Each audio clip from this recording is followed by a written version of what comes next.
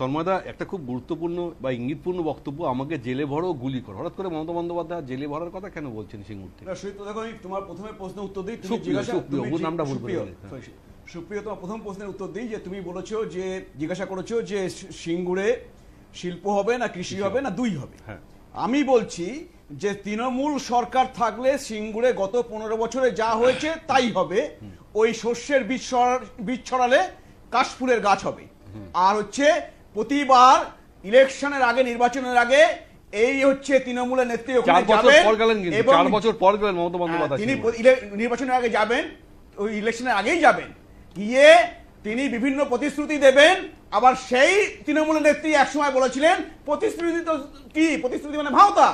তো তিনি হচ্ছে এই সিঙ্গুরের মানুষের সাথে প্রতারণা করতে যান। আর আমি আর একটা কথা তোমাকে বলতে চাই, দেখো টাটারা শুধু সিঙ্গুর থেকে চলে যায়নি গুজরাটে, তার সাথে এই পশ্চিমবঙ্গের ভারী শিল্প চলে গেছে। আজকে তুমি দেখাতে পারবে না গত 15 বছরে পশ্চিমবঙ্গে কোনো ভারী শিল্প এসছে বা ভারী শিল্পের কোনো কারখানা হয়েছে বা ফ্যাক্টরি হয়েছে যেটা হচ্ছে মমতা বন্দ্যোপাধ্যায় গিয়ে ফিতে কেটেছেন। তাহলে পশ্চিমবঙ্গের এই বেকার যুবক যুবতীরা, শুধু সিঙ্গুর নয়, পশ্চিমবঙ্গের বেকার যুবক যুবতীরা কোথায় চাকরি পাবে? তো তারা হয়েছে পরিযায়ী শ্রমিক, লক্ষ লক্ষ পরিযায়ী শ্রমিক হয়েছে। সুতরাং সিঙ্গুরে শুধুমাত্র ঐতিহাসিক দিক থেকে, সব দিক থেকে পশ্চিমবঙ্গের যে চাকরি ধ্বংস হয়ে যাওয়া, কর্মসংস্থান ধ্বংস হয়ে যাওয়া, বদল না হলে হবে না, ওই সিঙ্গুর দায়ী।